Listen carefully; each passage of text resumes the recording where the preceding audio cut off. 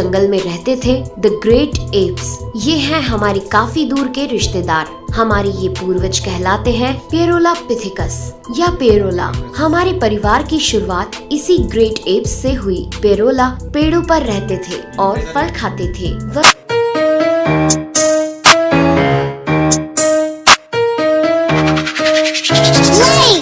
Hello guys, welcome back to our channel Jan Reaction. आं जाबाय दिबाकर, आं जन। तो जों दिनै रिएक्ट खालामगोन दा एन्ड अफ डाइनासर, माने डाइनासरा बोरै जोबलांखो आरो बेनि उनाव मा जानाय बुहुमा मा जानाय आरो मा जानाय माने मिथिखागौ मानसि जादों आरो मानसिया बोरै जादों नोंसोरथ' मिथिया दा। तो बे भिडिअखौ गाइस मोजाङै गोसो होनानै नाय। तो बे भिडिअ माबायदि मानसिया बर्न जादों बेखौ कमप्लिटलि मोजाङै एक्सप्लेन खोन्थिजोबनाय दं बेहाय। तो भिडिअनि अरिजिनेल लिंकखौ डिसक्रिप्शनाव होनाय दं गाइस, नोंसोर थांनानै चेक आउट खालामनो हागोन। आरो चेनेलखौ जुदि सोरबा साबस्क्राइब खालामाखैबा साबस्क्राइब खालाम, बेल आइकनखौ थु। आरो सानफ्रामबो डेली आपडेट मोनबाय थानो थाखाय जोंनि चेनेलखौ साबस्क्राइब खालामना हो।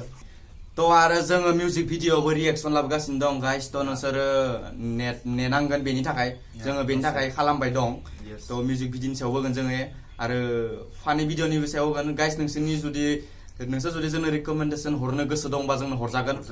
जों भिडिअखौ खालामनो ट्राइ खालामगोन। नोंसोरनि स्पर्ट्सनियानो जा, गेमनियानो जा, ना मिउजिक ना फिल्म, जिखुनु जि नोंसोरनि रिकमेन्डेसन जोंनो जुदि नोंसोर हरोबा जों नोंसोरनि हरनाय लिंकखौ रिएक्सन होनो थाखाय ट्राइ खालामनो हागोन। तो जों दिनै बारा गोबाव खालामालासिनो जों दिनै भिडिअखौ नायग्रोनोसै।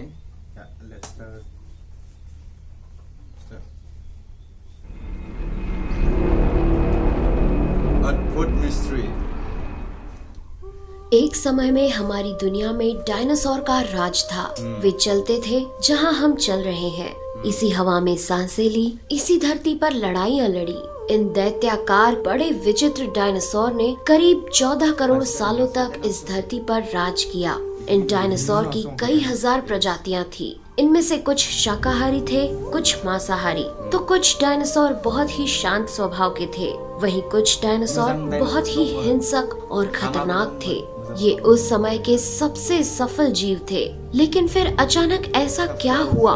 आखिर वह कौन सी घटना थी जिसने इनका नामो निशान ही मिटा दिया?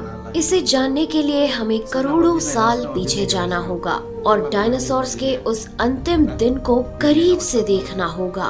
तो आइए चलते हैं आज से 65 मिलियन साल यानी कि 6 करोड़ 50 लाख साल पीछे। आज से करीब 6.5 करोड़ साल पहले धरती पर मौसम सामान्य था। चारों ओर सूरज की रोशनी बिखरी हुई थी। लंबे लंबे पेड़ों से टकराती समुद्र की ठंडी हवाएं और चारों तरफ डायनासोर के चिल्लाने चिंघाड़ने की आवाजें। जब ये सारी डायनासोर्स प्रजाति बड़े ही आराम से धरती पर अपना जीवन बिता रही थी, तब 10 करोड़ साल पहले ही इनकी किस्मत लिखी जा चुकी थी। 10 करोड़ साल पहले एक छोटा एस्ट्रॉयड का टुकड़ा जो सुदूर अंतरिक्ष से आ रहा था, वह पृथ्वी से लगभग 20 करोड़ मील दूर मंगल और बृहस्पति के बीच बने क्षुद्र ग्रह बेल्ट में घूम रहे एक बड़े एस्ट्रॉयड से जा टकराता है। इस टकराव से उस बड़े एस्ट्रॉयड की दिशा बदल जाती है और वह क्षुद्र ग्रह बेल्ट से निकलकर सीधे पृथ्वी की ओर 22,000 मील प्रति घंटे की रफ्तार से बढ़ने लगता है। जब यह एस्ट्रॉयड पृथ्वी से 3,84,000 किलोमीटर की दूरी पर था, तब धरती से शायद डायनासोर का अंत ना होता यदि यह एस्ट्रॉयड पृथ्वी के उपग्रह चांद से टकराता।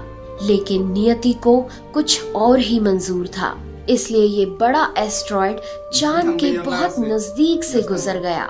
40 किलोमीटर के व्यास वाला 2 ट्रिलियन मेट्रिक टन का ये एस्ट्रॉयड प्रत्येक सेकंड के साथ साथ धरती के करीब बढ़ता जा रहा था। ये एस्ट्रॉयड जब पृथ्वी के वातावरण के संपर्क में आया तो इसकी रफ्तार एकाएक 70,000 किलोमीटर प्रति घंटा हो गई। पृथ्वी के वायुमंडल में घुसते ही घर्षण की वजह से ये एक भयानक आग के गोले में बदल गया ये इतनी रफ्तार से धरती की ओर बढ़ रहा था कि सिर्फ 4 मिनट में इसने अटलांटिक ओशियन को पार कर लिया। इसकी चमक इतनी अधिक थी कि धरती पर टकराने से पहले ही हजारों जीव आग के इस दहकते गोले को देखकर पूरी तरह अंधे हो चुके थे। ये जीव उस उल्का को देख नहीं पा रहे थे, लेकिन वह उसकी भयानक गर्मी को महसूस कर रहे थे। कुछ ही क्षण में ये एस्ट्रॉयड मेक्सिको की खाड़ी के पास जमीन से टकराता है और लगभग 35,000 डिग्री सेल्सियस की ऊर्जा वाला एक भयंकर विस्फोट होता है। इस टकराव का विस्फोट लगभग 10 हाइड्रोजन बम के विस्फोट के बराबर था। ये विस्फोट इतना शक्तिशाली था कि इसके टकराते ही धरती की लाखों टन धातु अंतरिक्ष में चली गई। टकराव वाली जगह पर 180 किलोमीटर चौड़ा और 20 किलोमीटर गहरा गड्ढा बन गया। विस्फोट के कारण इस गड्ढे का सारा मेटल और पत्थर आसमान में धूल के बड़े बादल में बदल गए। 16 मिनट 40 सेकंड बाद जमीनी टकराव की वजह से धरती के अंदर चारों ओर 11.1 तीव्रता की भूकंपीय तरंगे उठने लगी। इस वजह से समुद्र में विशालकाय लहरों का निर्माण हुआ और एक के बाद एक सुनामी की लहरें चारों तरफ बढ़ने लगी। भूकंपीय तरंगों ने सभी सक्रिय ज्वालामुखियों को दहका दिया, जिसके कारण जगह जगह डायनासोर का विनाश शुरू हो गया। धरती के महाविनाश की प्रक्रिया आरंभ हो चुकी थी। इस भयानक विस्फोट में रेडिएशन की मात्रा इतनी बढ़ गई कि इसके 800 किलोमीटर के दायरे में आने वाले सभी जीव जलकर पूरी तरह राख के ढेर में बदल गए थे। इस महाविनाश में उड़ने वाले डायनासोर इन जमीनी खतरों से तो बच निकले, लेकिन ये तो महाप्रलय की बस शुरुआत मात्र थी। विस्फोट की वजह से जो लाखों टन मेटल, पत्थर और धूल अंतरिक्ष में गया था, वह ग्रेविटेशनल पुल के कारण ठीक 40 मिनट बाद आग के गोले के रूप में पूरी धरती पर बरसने लगे। साथ ही धूल का एक बहुत बड़ा तूफान 6000 किलोमीटर प्रति घंटे की रफ्तार से पृथ्वी के दूसरी तरफ मौत लेकर आ रहा था। ये धूल के बादल कई किलोमीटर मोटे थे, जिसकी वजह से धरती पर सूरज की रोशनी का पहुंच पाना असंभव हो गया। गर्म हवाओं का तापमान 100 डिग्री सेल्सियस से ज्यादा हो जाने के कारण धरती पर पेड़ पौधों की लगभग सारी आबादी जलकर खाक हो गई थी। विस्फोट के 90 मिनट बाद धरती का तापमान 200 डिग्री सेल्सियस तक बढ़ गया। इसकी वजह से जो डायनासोर विस्फोट के इलाके से कोसों मील दूर थे, वे भी इस गर्मी से बच नहीं पाए। इस महाप्रलय से धरती की कुल 90% प्रजाति पूरी तरह खत्म हो गई थी और जो 10% जीव धरती पर बच गए थे, उनमें से भी सिर्फ वही जीव जिंदा रह सके जिनका वजन 30 किलोग्राम से कम था। इसका कारण ये था कि इस महाप्रलय में लाखों की संख्या में जीव मारे जा चुके थे और पेड़ पौधों की सारी आबादी भी जलकर राख हो चुकी थी, जिसके चलते यहाँ जो बड़े और विशालकाय जीव जीवित बच गए थे, उन्हें भरपूर मात्रा में खाना पीना न मिल सका। लेकिन ये महाप्रलय किसी अन्य जीव के लिए फायदेमंद साबित होने वाला था। डायनासोर्स का अंत एक नई प्रजाति के लिए सुनहरा अवसर लेकर आया। ये प्रजाति थी मैमल्स की। मैमल्स यानी स्तनधारी जीव। इन्होंने खुद को इस महाविनाश से बचा लिया था।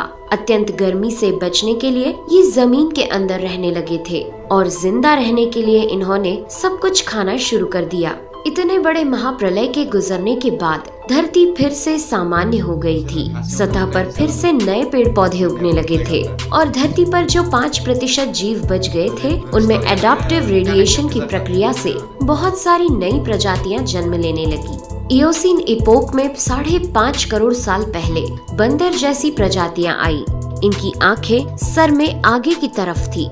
इसी काल में प्राइमेट्स के सर के अंदर एक महत्वपूर्ण इवोल्यूशन हुआ। इनकी स्पाइनल कॉर्ड को मस्तिष्क से जोड़ने वाला छेद, जिसे फोरमेन मैग्नम कहते हैं, वह स्कल के पिछले हिस्से के बेस से सेंटर की तरफ शिफ्ट होने लगा।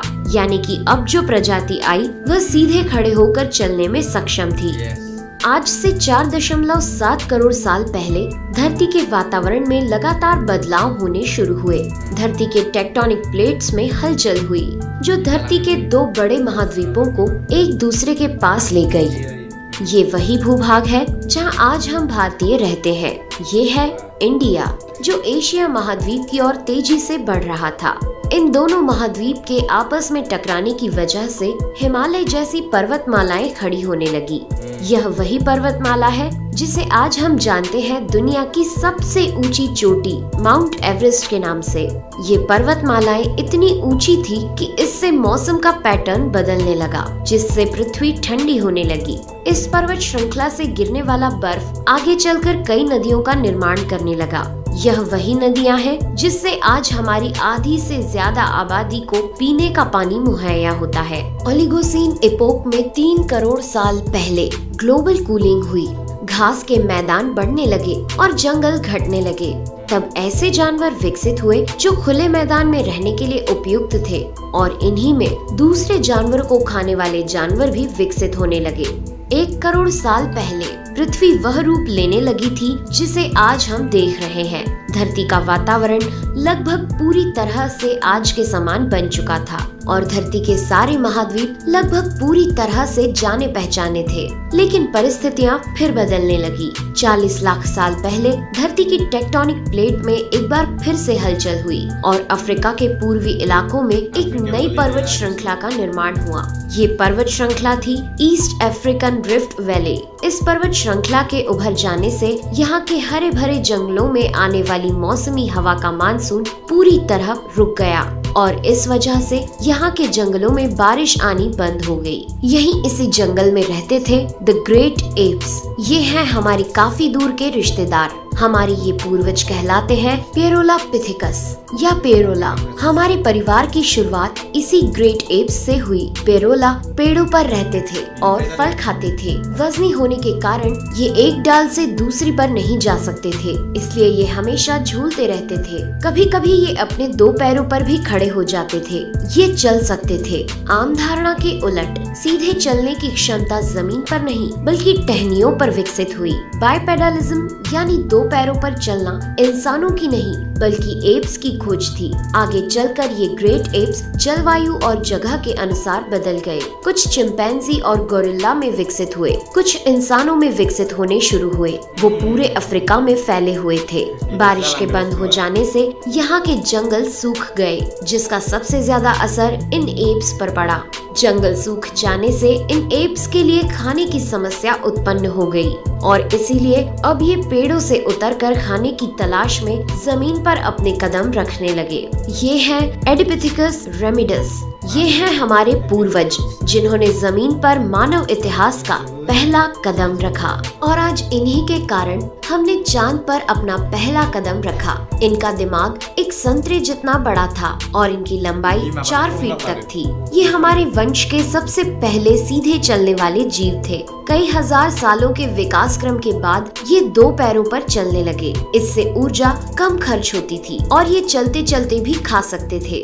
2 पैरों पर चलने से अब ये सीधे खड़े होकर दूर दूर तक नजर रख सकते थे। समय के साथ साथ विकास की प्रक्रिया चलती रही और हमारे पूर्वज धीरे धीरे विकसित होने लगे। 23 लाख साल पहले हमारे पूर्वजों का दिमाग काफी बड़ा हो गया था। ये थे होमो हेबिलियस। इन्होंने पहली बार पत्थर को हथियार की तरह इस्तेमाल करना शुरू किया। जैसे ही इस मामूली से पत्थर पर धारदार किनारा बना, हमारे पूर्वजों के पास एक हथौड़ा आ गया। हमें काटने का हथियार मिल गया, जिससे वह हजारों ऐसे काम कर सकता था जो वह पहले नहीं कर पाता था। पत्थर के इस्तेमाल ने अंगूठे और उंगलियों को मजबूती दी, जिससे हम और अधिक कुशल तरीके से इनका इस्तेमाल करने में सक्षम हो गए। समय बीतने के साथ ही हमारे पूर्वज अब समूह में अन्य जानवरों का शिकार करने लगे थे। ये थे होमो इरेक्टस, जो अन्य जानवरों से ज्यादा होशियार थे। इन्होंने ही सबसे पहले आग का इस्तेमाल करना सीखा। आग की खोज हमारे पूर्वजों के लिए सबसे बड़ी खोज थी। ये उन्हें गर्मी, रोशनी, अंधेरों और जंगली जानवरों से सुरक्षा देती थी और इसी वजह से अब परिवार भी बनने लगे। इन्होंने आग पर मांस को पकाना सीख लिया था। आग पर खाना पकाने का मतलब था कि मांस को चबाने और पचाने में ऊर्जा का कम खर्च होना, और इसी वजह से ये ऊर्जा अब इनके दिमाग में खर्च होने लगी और इन्हें कैलोरी और ज्यादा ताकत मिलने लगी, जिससे हमारे पूर्वजों का दिमाग काफी बड़ा हो गया। 2 लाख साल पहले आज के इंसान ने अपना रूप ले लिया था। लैरिंग्स यानी आवाज की जो नली हमारे पूर्वजों में गले के ऊपर थी वो नीचे आ गई थी। अब हम ज्यादा जटिल आवाजें निकाल सकते थे। हमने बोलना शुरू कर दिया था। पहली बार कोई जानकारी एक से दूसरे इंसान तक या एक से दूसरी पीढ़ी तक पहुंचने लगी थी। यही वो आखिरी विकास क्रम था जिसके बाद विकसित होकर हम बने। हम यानी होमो सेपियंस। 1 लाख साल पहले इंसान कहीं भी जा सकता था। हमारे पास फुर्तीले हाथ और प्राचीन हथियार थे। हम बात कर सकते थे, आग को काबू में रख सकते थे। अब हम अपने अफ्रीकन घर को और बड़ा कर सकते थे। महाद्वीप यानी कॉन्टिनेंट खिसके तो अफ्रीका और यूरेशिया जुड़ गए और उससे बनी एक बहुत बड़ी जमीन जिसका नाम था एफ्रो यूरेशिया। इंसानों के दूर दूर जाने से बहुत बड़ा बदलाव आया। अब हम एक महाद्वीप से दूसरे महाद्वीप में रहने लगे। इसकी वजह से हम उन चीजों से बचे हुए थे जिसकी वजह से वानरों के मुकाबले दूसरे बड़े स्तनधारी हमेशा के लिए खत्म हो गए। करीब 50,000 साल पहले आइस एज शुरू हो गया और नॉर्थ पोल से आगे बढ़ने लगा। उसी वक्त इंसान चाइना और ऑस्ट्रेलिया तक पहुंच गया था। 30,000 साल पहले इंसान पहली बार यूरोप पहुंच गए। जब बर्फ अपने चरम पर थी तब इंसान अपनी खोज में नॉर्थ ईस्ट साइबेरिया के बर्फीली टंडा तक पहुंच गया। आइस एज के इतने कठिन दौर में भी इंसान हर उस हुनर का विकास कर रहा था जिससे कि वो सच्चे मायनों में इंसान बन सके। हमने खुद को उस माहौल में ढाल लिया। हम ज्यादा समझदार हो गए। उसके बाद हमने पूरी दुनिया में अपनी बस्तियां बसा ली। समुद्र किनारे से पहाड़ की चोटियों तक, हरे भरे मैदानों से लेकर पथरीले इलाकों तक हर जगह इंसान थे। हमारा हुलिया, त्वचा, बाल और आँखों का आकार जलवायु और जगह के अनुसार बदल गया। हमने अपनी आवश्यकता के हिसाब से खेती शुरू की और जानवरों को पालना शुरू कर दिया। हमने कस्बों और शहरों का निर्माण शुरू किया। उसके बाद हमारी सभ्यता और संस्कृति का जन्म हुआ। हमने विज्ञान और गणित का इस्तेमाल शुरू किया जिससे हमें भविष्य में जाने के लिए ऊर्जा और तकनीक मिली। ये है हमारा समय। अब हम पूरी तरह विकसित हैं। हमारे जैसा इस धरती पर अब कोई जीव नहीं।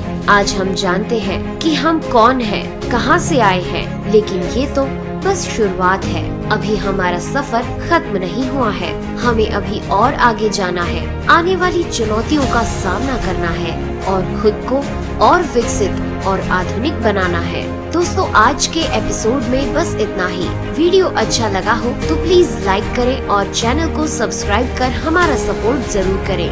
यदि आप नए हैं तो इस चैनल पर हमारे बाकी वीडियोस भी विजिट जरूर करें।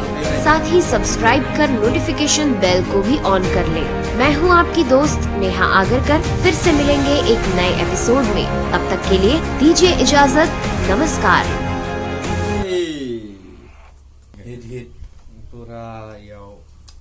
जोङो दसेनि थाखाय माने बेसेबांबा करोड़ इयार्स उनाव थांनानै दसेनि थाखाय जोङो बेलेग मोनसे दुनियाव मोनना दंमोन गाइस। तो भिडिअआ बहुत नलेजेबल, माने बहुत इम्पोर्टेन्ट आरो बहुत भेलुएबल भिडिअ बे। जों बे भिडिअखौ नायनानै बहुत मोजांबो मोनदों आरो बहुत बुस्थु सिखायनो मोनदों। आगोलनि गोदान जिहेतुके हिमालया बर्न जादों नै, हिमालया इन्डिया गावस्राबो होनानै बेहाय चाइनाजों खुन्दायनानै बे हिमालया बर्न जायो। तो आगोलथ' डाइनासरासो राज खालामोमोन नङा होमबा वर्ल्डखौ। इयाव एस्टेरयडआ फैनानैसो माबा माबि जालांजोब्बाय। ओमफ्रायसो जों फैबाय लास्टाव। माने ओरैबायदि जोङो आगोलावनो माने मानसि होननाय बुस्थुआ गैयानोमोन। गैया। माबा मोनसे बुस्थुनिफ्रायनो क्रिएट जालांसो माने मानसि जायो लास्टहालागै। डाइनासरा एक्चुअली थैजोबनाय नङामोन जुदि अभार जालाङामोन। बिरनायफोराबो थालाङोमोन। बिरनायफोराबो थालाङासै। अभार 200 डिग्री सेलसियास हट जानानै वर्ल्डआनो खामलांजोबदो। बेनि उनावसो गोदान सुनामि माबा माबि फैनानै आरो इयाव गावस्रा जोबनानै बेहाय गोदान वर्ल्ड निउ जादों भिडिअआ हिटमोन बया हिट ओमफ्राय नोंसोरबो जुदि हिट मोनदोंब्ला लाइक खालाम लोगोसे जोंनि एभरिडे आपडेट्स मोनबाय थानो थाखाय एभरि एपिसडखौ नायनो थाखाय जोंनि चेनेलखौ साबस्क्राइब खालामना जोंनि भिडिअखौ नायबा गाइस निउ थिं लार्न खालामनो मोनगोन गोदान बुस्थु मिथिनो मोनगोन जेराव नोंसोर मिथिनो मोनाखैमोन जों बे बुस्थुखौ प्रमोट खालामबाय दं थ' गाइस नोंसोर डेलि आपडेट था जोंबो डेलि आपडेट होबाय दं भिडिअखौ थ' नोंसोरबो जोंनि भिडिअखौ नायनो थाखाय ट्राइ खालाम आरो चेनेलखौ साबस्क्राइब खालामना हो लोगोसे बेल आइकनखौ थुना हो ताकि नोंसिनाव गोदान भिडिअनि नटिफिकेसना थाङो आरो येस स' दिनैनि भिडिअखौ जों बारा गोलाव खालामालासिनो बेयावनो फोजोबनोसै स' homies friends नेक्स्ट एपिसोडआव आरो खेबसे लोगो मोनबावगोन yeah so bye